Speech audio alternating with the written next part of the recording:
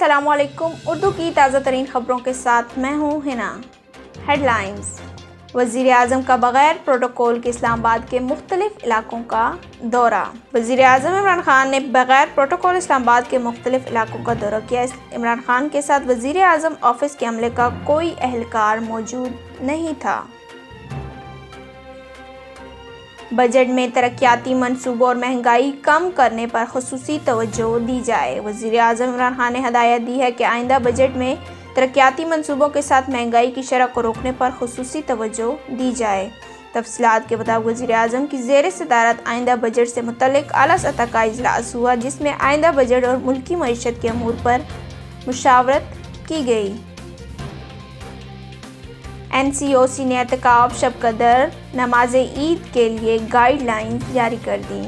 NCOC کی جانب سے جاری کردہ ہدایت نامے میں کہا گیا ہے کہ کورونا علامات کے مریض مساجد میں ہرگز اعتکاف نہ کریں اور گھر پر رہیں۔ اب تک کتنے شہریوں نے خود کو کورونا ویکسین کے لیے رجسٹرڈ کروایا؟ اعداد و شمار جاری۔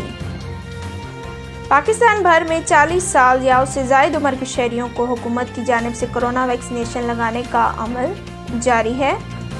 محکمہ صحت کی جانب سے ویکسینیشن کے لیے خود کو رجسٹر کروانے والے شہریوں کی جاری اعداد و شمار جاری کیے گئے ہیں۔ محکمہ صحت کے ذرائع کی جانب سے جاری اعداد و شمار میں بتایا گیا ہے کہ کورونا ویکسین کے لیے رجسٹریشن کروانے والے شہریوں کی تعداد 40 لاکھ سے تجاوز کر گئی ہے۔ کورونا وائرس سے پاکستان میں مزید 113 افراد انتقال کر گئے۔ پاکستان میں کورونا وائرس کی وبا کی تیسری لہر ہلاکت خیز ثابت ہو رہی ہے۔ اموات میں مسلسل اضافہ جاری ہے۔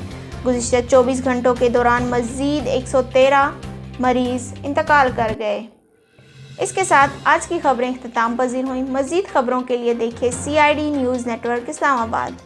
محترم ویورز، آپ کی سپورٹ ہماری ترقی، ہم آپ کے لیے روز نئی اور بہترین نیوز لے کر آتے ہیں۔ لائک بھی بنتا ہے، شیئر بھی بنتا ہے۔ ایمانداری کے ساتھ اپنا خیال رکھیں اور دوسروں کا۔ اللہ حافظ۔ You are watching CID News Network Islamabad.